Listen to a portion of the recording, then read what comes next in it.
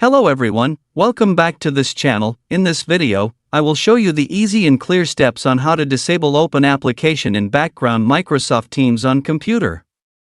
So how to disable open application in background Microsoft Teams on computer?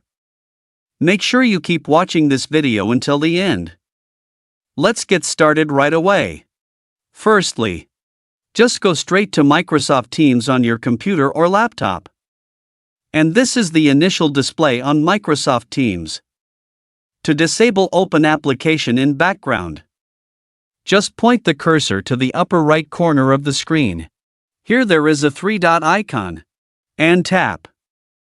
Here a scrolling menu will appear. Tap the Settings menu. Now here it is in the Settings menu. Enter the General menu. Now here in the General menu. Now here there is a System menu.